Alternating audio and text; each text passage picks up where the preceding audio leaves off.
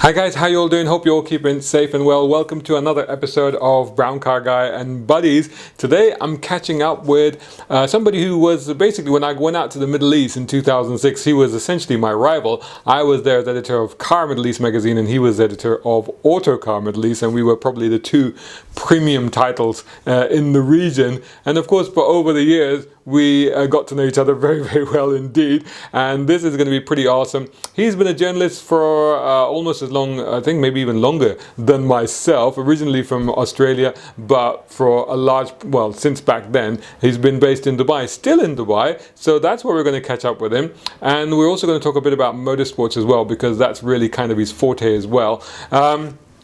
Before we do that, make sure that you are subscribing to this channel. Hit that notification icon so that you get updates every time I upload a video, and make sure you're following me on all social media channels. Just follow hashtag Brown Car Guy.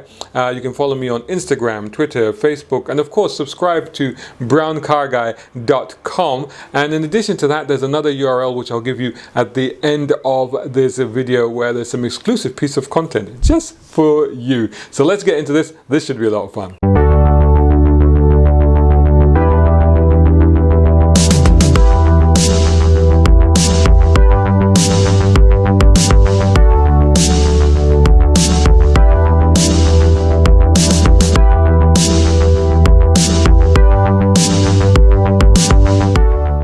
Hey Damien, how you doing? Long time no see. Everything good with you, buddy? Yeah, good to see you, man. It's been a long time. It's good to see anyone. It's good to see anyone. I mean, but the way we're all doing Zoom now, you might as well be in the office next door. Yeah, true. To be honest, yeah, you could be anywhere in the world, literally, right? But how have you coped? Have you literally? I mean, I know Dubai's been on a bit of a lockdown as well. How's it been for you? Yeah, complete lockdown. I've been, I've been working from home for 3 months now. I mean, I do anyway, but the thing is, I literally can't, go out and do anything. So I was back home in Australia for a bit, for a little bit of a pre-season break, because I was about to get stuck into the Formula One work that I do. And ironically, was that before the lockdown? Yeah. So that was actually. So did you get back just in time, or what? I got back just in time for the lockdown. So I flew back on the day that everyone was meant to go to the circuit in Melbourne, because we do all our work at the office here in Dubai, in the studio. And I sat around till Dubai time, 4 a.m. when we were due to go into the studio and on air. It was that late they cut it.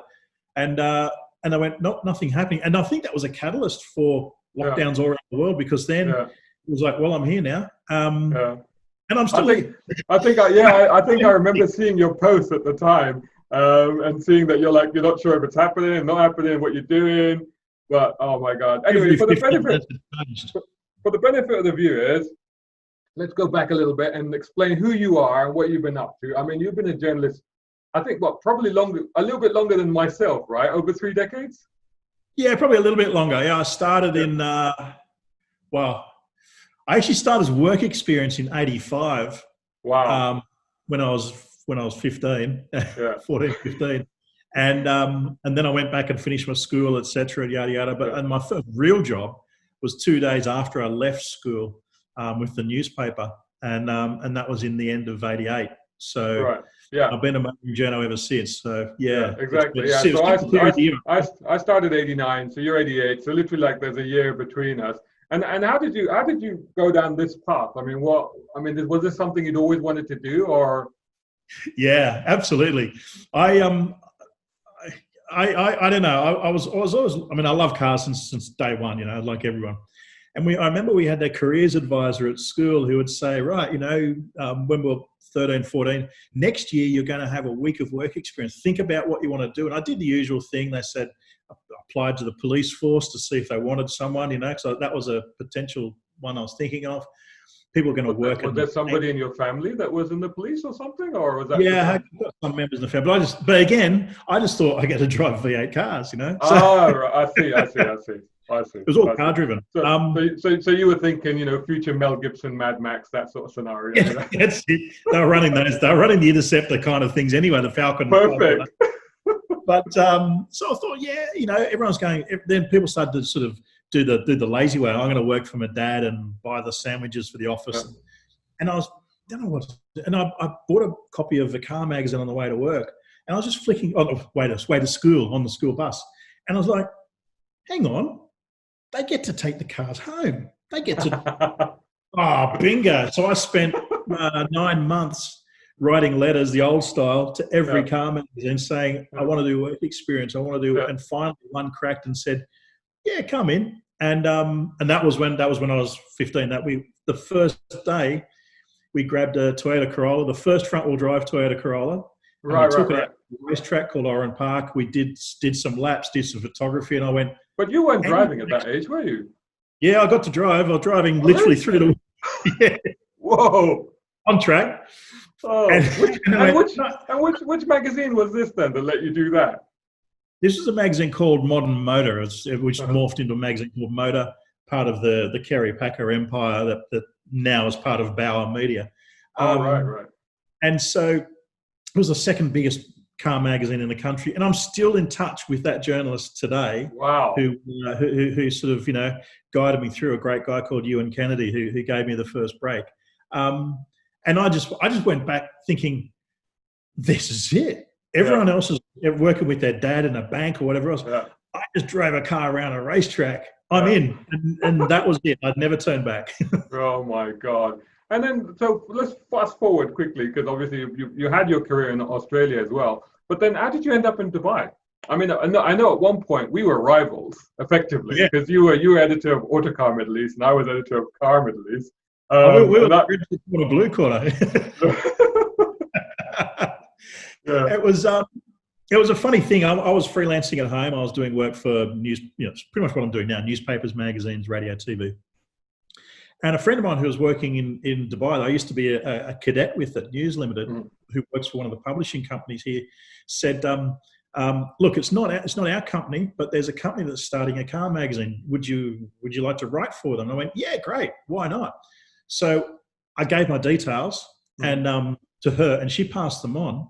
And I was thinking it was a freelance thing, and I was thinking, yeah, if I could get a gig a month, or maybe even fly over there once a year, that would be amazing. And so you knew it was Dubai then? Yeah, I knew it was Dubai. That was it. Yeah. I didn't know anything else. Had you been to Dubai before then? Knew nothing about Dubai. Not even a thing. I knew the Burj Al Arab, and that was it. Yeah. What year was this? That was 2004. Right. Okay. So then about 4 months later, early 2005, I get a phone call from Dubai, from this stranger in Dubai, who says, and he was really confused. He says, "Look, I'm not sure. I'm just trying to get an idea of you of when you're going to start." And I'm going, "I don't know who you are." And he goes, "Well, yeah, you're starting. You're meant to start this week, but you didn't arrive." And I'm going, "I don't know what you're on about." He goes, "You're the editor of the magazines." And I said, "No, I'm not." And so we had a conversation. Is this the easiest job interview in the history of job interviews? There was no interview. It was just, you're meant to be. I was late. I was getting scolded. I was late. So I said, plural. I said, "Magazines, you say?" And he goes, "Yeah, there's 2 magazines." I said, "No, I'm still not interested." Yeah. I said, "Just out of interest, what are the titles?" And I'm thinking it might be something Arab Today or Dubai Wheels. And he goes, and he didn't really know. He goes, "One's a magazine called Autocar, and the other one's a magazine called F1 Racing." And I said, "That's funny. They sound like Haymarket titles, but you're not Haymarket." He goes, "Oh, no, we've got the franchise." So they are I said, "I'm in. I'm there." Oh, yeah. So 6 weeks later, I landed, and I got scolded again. I walked in the door, didn't have a cent on me, didn't even know what the local currency was. I got off the plane at 3 a.m. Yeah. I was in the office by 8:30, 9 o'clock, and he says, "Oh, I'm so glad you're here." He says, "There's your desk, there's your sales guy, there's your designer. We've got 2 magazines. They're both due out on Thursday, plus we need a summer supplement of 5,000 words or something. Go to it. We're on. They've got to go to print in 3 days." Oh my God. That is what you call in at the deep end. That is literally in at the deep end. That is crazy. Insane. And then the very next day, my first full day on the job, the phone rang. I picked it up. I answered it, and it was a woman from a radio station who said, "Are you the editor of Autocar?" And I went, "I guess I am." Yeah. She said, "Can you come in and do a piece about the Middle East car industry?" And God. I said, sure, no problem. But I said, but I'll give you, I'll give you a bit of a warning. I just landed here yesterday. I don't know much about it, but if you're prepared to take that risk, so am I. And she said, yeah, come in. So I went in the next day, did the piece for the midday show, and the station manager overheard it. He came in and said, this is great. Let's have lunch. So I went straight from the studio to lunch, phoned my sales guy and said, something's going down. Come and join us. We're over at Wafi, which is near the radio station here in Dubai. And by the end of it, we had a deal locked in. And I'm driving back to the station. He said, when we go back, call in the station. I'll write a quick script. You do a voiceover to announce your program, and then see you later. So I'm driving back to the office, and I hear my voice on the radio saying motoring show starting Thursday afternoon.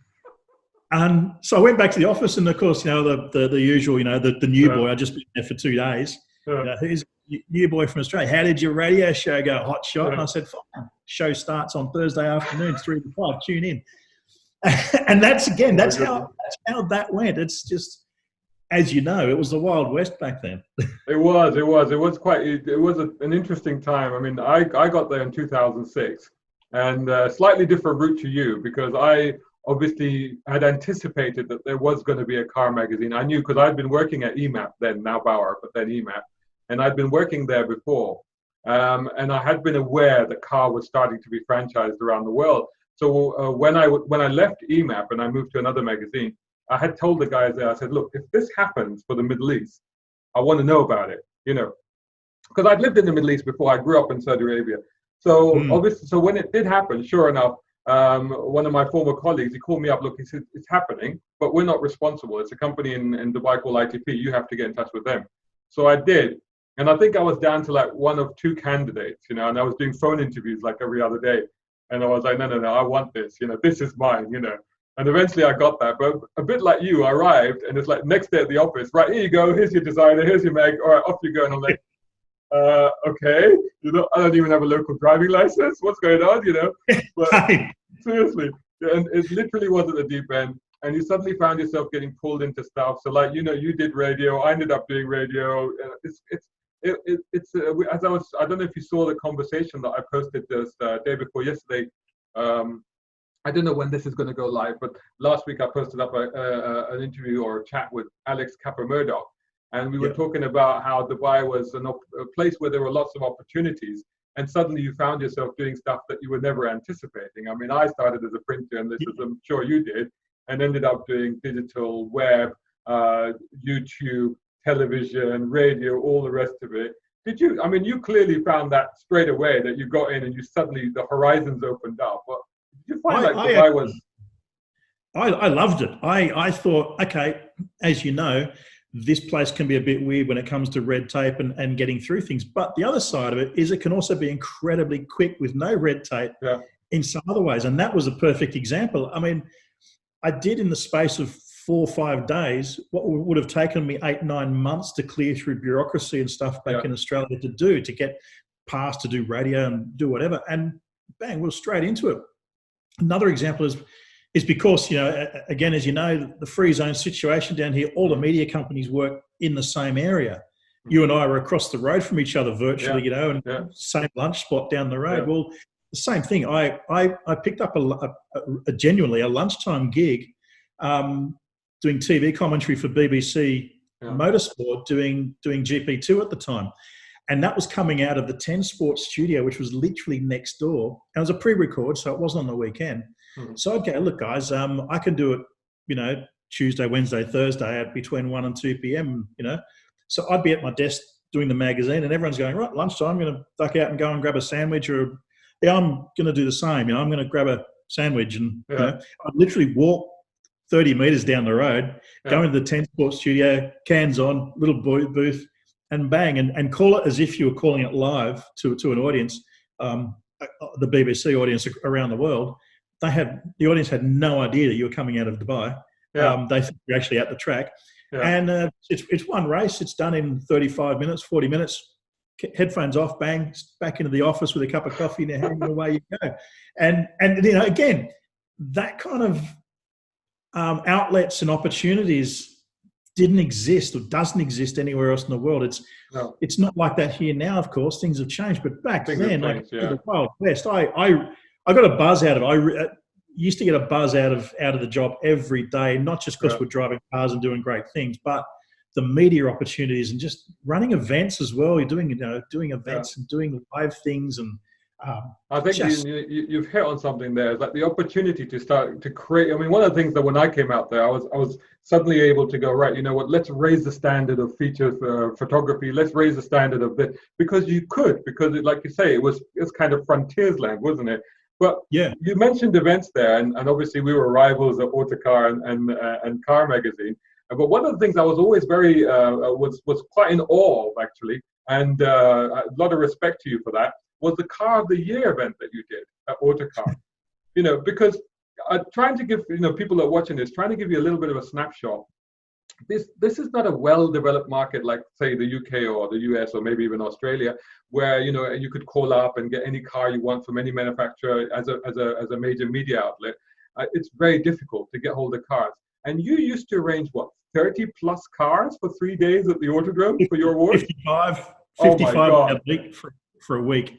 That was insane. I get a headache thinking about it now. We borrowed. I worked off the model of the Wheels Australia magazine Car of the Year awards, which were actually the first Car of the Year awards in the world back in '62. I think they started, and I thought that was a really thorough process. And I thought that'd be great. It brings a lot of credibility, a lot of stability, and puts your name forward. As like a benchmark. So we did. We did testing on the roads. We did a full day of in-garage testing without even turning the keys on, starting the car, just body quality and interior fitment, that sort of thing.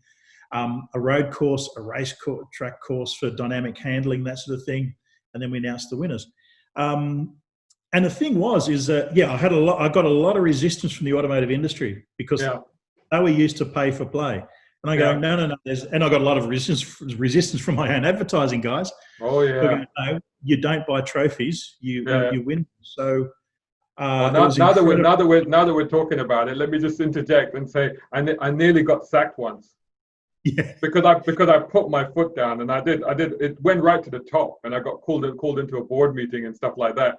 And I was like, no, this is Car Magazine and we don't sell awards, But not naming any more names than that. But yeah, it did happen. So I know exactly what you mean.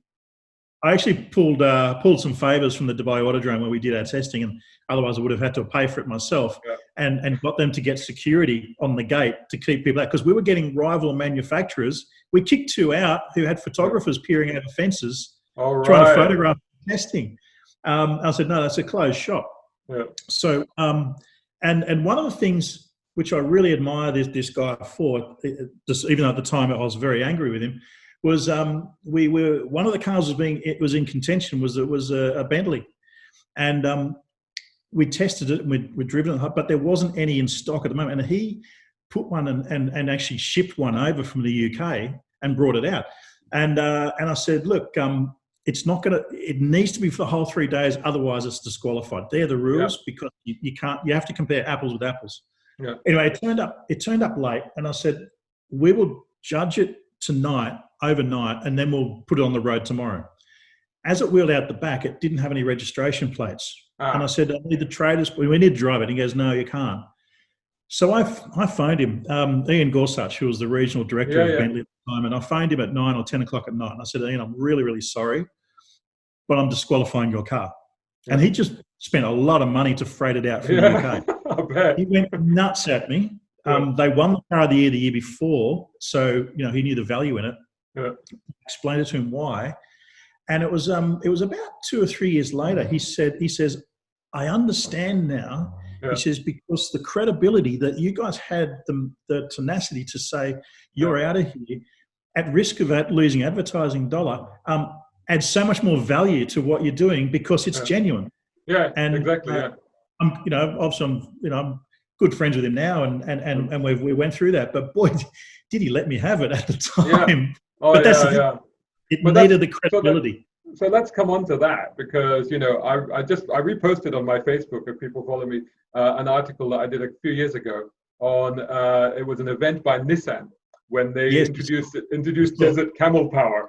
Camel power. and it was such a joke. The equations didn't make any. I mean, as an amateur I mean, I don't know maths. Let's be honest. But even I could see that it made no sense whatsoever.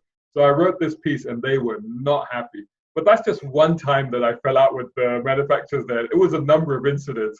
I mean, have you had the same problem? Oh, absolutely. I used to get what we now joke about. I used to get the annual call up to General Motors after the car of the year saying, look, why didn't we win this and that? Can we have a coffee in my office? So I'd trudge down to the World Trade Center where their office was and explain to them the rules. And I always said at the night on the presentation, I said, ladies and gentlemen, the rules, the results sheets and the books are all here for everyone to evaluate. It's complete transparency. You can see exactly, it's a 100-page judging book where you did and didn't win. But I'd still get called down, and let me think. One year, I think they had 4 cars that were shortlisted in various categories. Obviously, a big manufacturer, so a lot of cars. And then there was something about a truck driver said that he was on his way from Abu Dhabi, and I said, "You need to be here now." And we got him here, and then he'd phoned 2 hours later. Said, "I'm going to leave Abu Dhabi soon." I said, "It's not." We waited till nearly midnight, and there was nothing. Yeah. And I said, I'd held back the team. We had 15, 20 people there. We'd made so many exemptions to make sure the cars made it. And I said, guys, we're going to have to rule off. Yeah. So I disqualified those cars. And I tried to let them know at the time. And they're going, we can bring them tomorrow. I said, look, the event's finished tomorrow. We're on final stages. So obviously in transparency, we have to announce it at the night. And oh my when God. it came up on the big screen with third, second, first, or the final 3, I'd have to say the GMXYZ has been disqualified because it didn't appear. And then the GMXYZ, and I can understand because they also invited some pretty high-level management to the dinner that night. Oh my God. But these are the things you've got to do. You can't be, unfortunately, you can't be friends with everyone. No. You've got to be down the middle. Did you have run-ins over reviews that you'd written and stuff like that? Because I had quite a few of those. Oh, yeah, of course. That's par for the course. You usually get the comment, I thought you were our friend or something. And it's like... Seriously, I remember, this was in the first year that I was there, and I think it was the Infinity, one of the big Infinities. I can't remember. It was the F, right? F35 or something like that, yeah. Yeah. And I'd written a review on that, and I actually liked the car. I actually liked it, but the headline was, as bad as it looks, and bad was as in Michael Jackson bad, as in it's bad. I spent an hour and a half on the phone with the PR going, but you said it was bad. I'm like, no, but you haven't read but the headline says it's bad. I'm like, no, it doesn't. So this kind of inane conversations that used to take place. It improved a little bit later on, but certainly in the early days. Did you find the same thing? Yeah, very. Because it's so advertising driven here, more so I think than other parts, because publishing companies don't make their money here off retail, off selling it off the shelves. They make their money from the pages that they sell inside. Yeah. So there's pressure from the advertising guys to be nice to everyone and to do paid for features, which I resisted for a long time. And yeah, of course we got it. I got into trouble. Got into trouble with Rolls-Royce of all people. Wow. For doing a review on the Dawn, a convertible car, at the international launch in South Africa. And the review on the vehicle itself was entirely complimentary. How can it not be, apart from maybe the beautiful something, a flawless car? And I was incredibly complimentary about it. However, the head of design at the time was in the back of the car with me, and we were just talking. And I said, look, these cars are parading through the middle of South Africa with no license plates. They'd done a deal where they could run with a vanity, just a RR, black and silver vanity plates. And I said, and we were warned not to leave valuables on the passenger seat, or girls not to leave handbags. Don't stop at the lights if they're red. If you feel it, just roll through. This is because of being in South Africa. Yeah.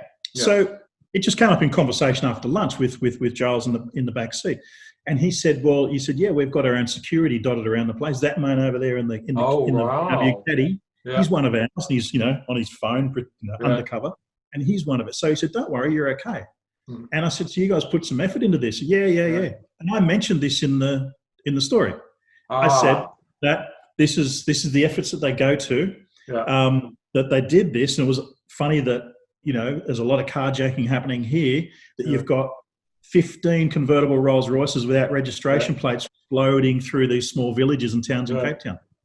Now, the sub-editor I had of the newspaper in Australia at the time put that to the lead and made that the thing. And they've never actually spoken to me themselves, but I've heard through other people that they didn't like it, and that was the last thing I did with Rolls-Royce.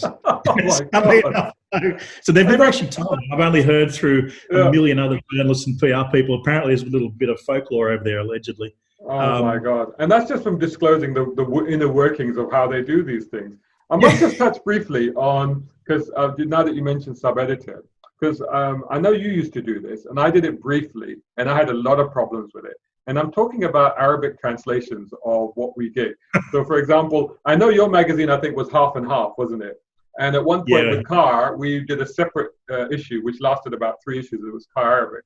And immediately I used to have problems with people saying, why have you said this? And why have you said that? I'm like, I didn't. But something got switched or lost in the translation. You must have found that a lot. I've got a cracker of a story on that one. So I had one where our translators were very good, and so you got two types of translators, as you know, those who do it literally and change word for word, and that's the fast way if you want to meet deadline, and those who do it holistically. They read the article, interpret it, and rewrite it, and that takes longer, but that's how you get the message across. Yeah. So we had a good team that did it that way. They're all Syrian guys, really good guys. One guy came in and he was a bit of a square pin in a round hole. He wasn't there. He wasn't going to be there for much longer. I didn't know this because I don't know Arabic, but just the talk amongst themselves. Yeah. Anyway, so he stayed for not long and he left. He was there for a little bit, and it was 12 months. He'd been there for 12 months. 12 months later, I got a phone call from, I think it was Porsche at the time. I was trying to tee up a car about something or other, and they said, as long as you don't do what you did with the last one on the cover. And I went, what? And I said 911 turbo, and it was we did a shoot at the Dubai Autodrome with it, the 997 turbo it was. And they said, they were really offended with the cover. And so what we did with the front half was in English, the back half was in Arabic, cover, Arabic in like this. And I said, it's fine. They said, no, not that one, that one. And I said, why? What does it say? And they said, we don't even want to talk about it. And I didn't realize it really, really upset everyone. No one actually told me themselves. So I went to my designer, my Iraqi designer, who was one of my best mates in the company. And he said, he's a very quiet, shy guy. And he goes, this. And I said, what? He goes, and apparently what he wrote on the cover was actually quite offensive because he wanted to get out. He wanted to, I don't know, stick it in or do something. And he said something which I'd not even probably shouldn't even go into here, but that was the cover line. I just went, what? I said, no, you've got to tell us now what it said. Come on, because it's like it was German car Porsche. It was a reference to the Third Reich.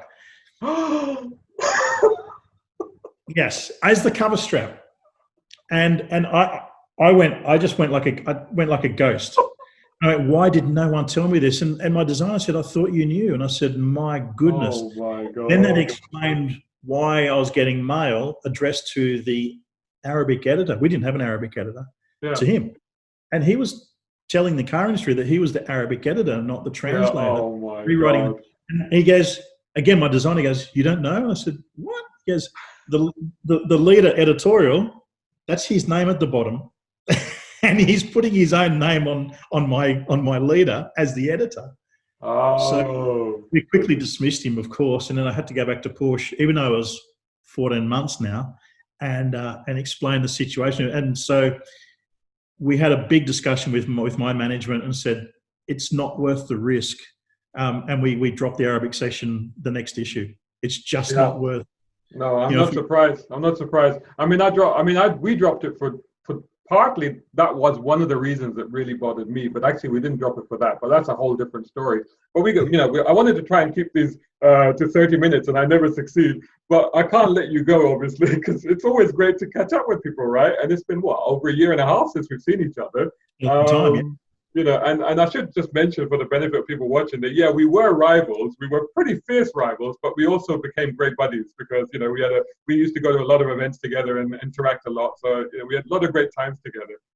We'd share cars, we'd share flights, we'd share hotels. It was good fun. It was always good fun. But of course, you being here, I mean, you're a proper, you're motorsports commentator, F1 commentator. You really know your stuff. I don't really cover much motorsports, but obviously now with the lockdown, all motorsports basically stopped.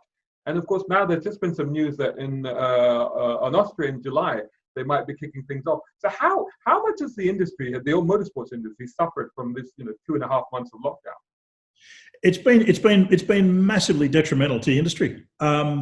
And yeah, you're right. It is going to start off on July 3 to 5, I think, in Austria. 2 races there. They just got clearance from the British government to run Silverstone, which was now moved back to, I think, the end of August. So it looks like there's probably going to be 8 rounds of Formula One in Europe, and then some in America and Asia. And the idea is to get 15 rounds by the middle of December. 15. Everyone's on board. Out of how many normally? How many were there normally in the year? There was meant to be 22 races this year. 15. So wow. Okay. They're going to cram them in though. Yeah. So basically, it's pretty much just like the whole Formula One circus is in an isolation bubble. Yeah. The teams in their own bubbles. Yeah. And they've enjoyed having 4 months at home with their family doing nothing. Now they've got to have pretty much 4 months away. That's the way. That's the reality. They get tested twice a week, and complete isolation. Their own flights, their own hotels. There'll be a maximum of 60 people there at the track per team. No media, etc., etc. But yeah, I mean, it has had a big impact. I mean, and it's the knock-on effect to the other parts of the industry. So McLaren have laid off 25% of their workforce as a result. Yeah. Renault hanging on by the skin. This is McLaren Automotive, though, isn't it? Including the F1 team, but yeah, because including the F1 team, right. A big percentage of their income revenue comes from racing. Williams, unfortunately, looks like it might be sold completely. What's happening there? My God, that's a story team. They had a bailout loan of about £50 million in a month ago, but of course the revenue.